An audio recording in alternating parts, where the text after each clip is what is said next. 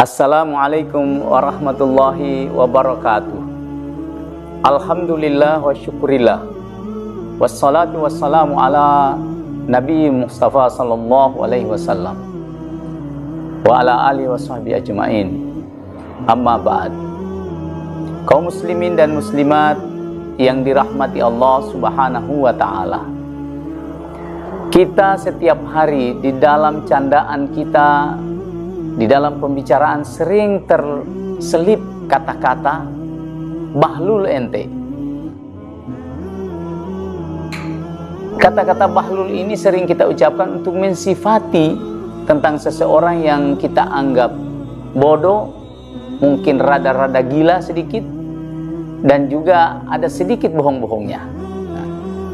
Tapi tahukah kita dari mana kata itu berasal? Di dalam kitab Aqlaul Majanin dikisahkan bahwa bahlul itu adalah seorang yang gila yang ada di zaman Khalifah Harun al-Rashid, dinasti Abbasiyah. Pada suatu hari ketika Khalifah sedang berjalan-jalan melewati sebuah kuburan, kemudian si bahlul ini sedang berada di atas kuburan. Khalifah Harun al-Rashid kemudian menegurnya, berkata, "Hei bahlul, kenapa Anda di situ?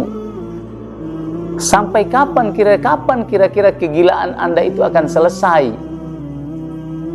Maka bahlul kemudian tertawa, kemudian beranjak dari kuburan dan lari menuju sebuah pohon dan naik di atas pohon. Dari atas pohon kemudian bahlul berkata, "Hai Tuan, siapa sebetulnya yang gila? Saya atau Tuan yang gila? Bukankah bahwa saya ini berada di atas kuburan? Karena saya tahu betul bahwa kuburan inilah tempat kita terakhir. Kuburan inilah yang pasti. Semua manusia akan sampai di tempat ini. Istana Anda yang megah dan sebagainya itu hanya akan tinggal kenangan. Tidak akan bisa kita bawa, dan tempat peristirahatan yang terbaik itulah di sini. Makanya saya selalu ada di kuburan, karena saya tahu betul bahwa yang kekal, yang terakhir yang kita miliki itu adalah kuburan, tempat kita kembali." Maka mendengar jawaban ini kemudian Khalifah Harun al-Rashid kemudian termenung, kemudian menganalisa, benar juga apa yang dikatakan oleh bahlul ini, bahwa istana yang saya miliki akan saya tinggalkan ketika ajal kita setelah tiba. Maka kemudian Khalifah Harun al-Rashid kemudian berkata kepada bahlul, "Ya bahlul, cobalah nasihati saya." Maka bahlul menyampaikan, "Demi Allah, perbanyaklah membaca Al-Quranul Karim, perbanyaklah mengingat Allah subhanahu wa ta'ala, dan perbanyaklah beristighfar kepada Allah, karena hanya dengan istighfarlah engkau bisa menyelamatkan rakyatmu dari kemurkaan Allah subhanahu wa ta'ala." Semakin Khalifah merasa terpukul dan kemudian tersentak bahwa nasihat ini luar biasa. Karena saking senangnya Khalifah mendengar nasihat-nasihat ini, maka Khalifah kembali bertanya kepada bahlul, "Hai bahlul, saya senang sekali hari ini Anda menasihati saya, yang luar biasa, yang jarang saya dengar orang menasihati seperti ini." Khalifah berkata, "Mintalah apa yang kamu minta." Maka bahlul berkata, "Ayah, ya saya ada 3 permintaan saya. Mudah-mudahan Tuan bisa mengabulkan itu. Silakan bahlul, minta saja. Saya akan kabulkan apa yang kamu inginkan." Maka bahlul berkata, "Pertama, saya meminta kepada Tuan Khalifah, panjangkan umur saya." Khalifah kemudian menjadi tersentak kaget. Mana bisa aku bisa memanjangkan umur seseorang?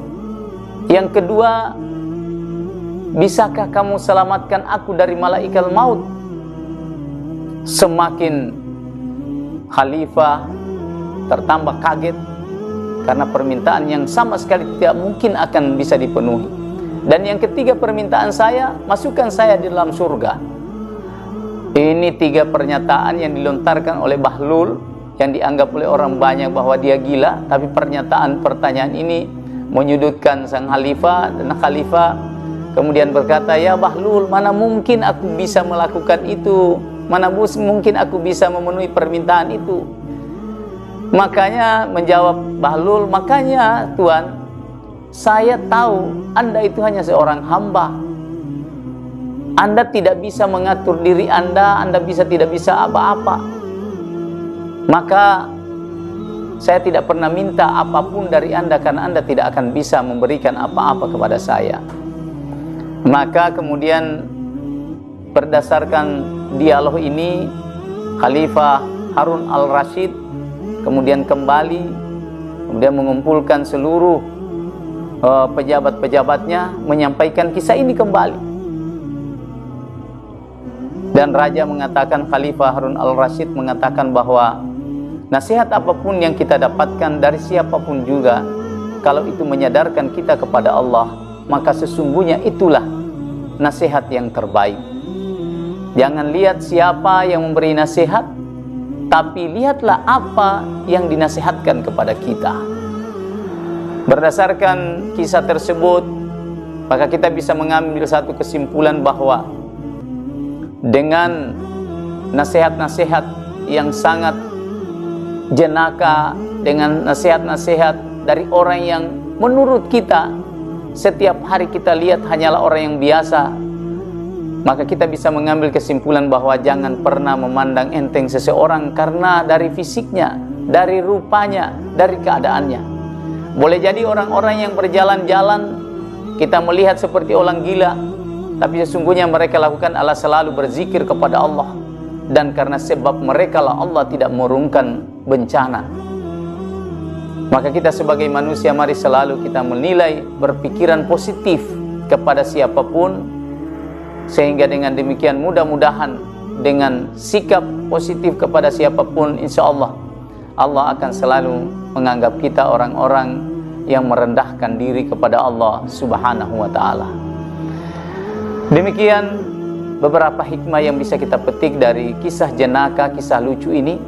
Semoga Allah Subhanahu wa ta'ala selalu membimbing kita untuk selalu rendah hati. Wallahu musta'an. Wassalamualaikum warahmatullahi wabarakatuh.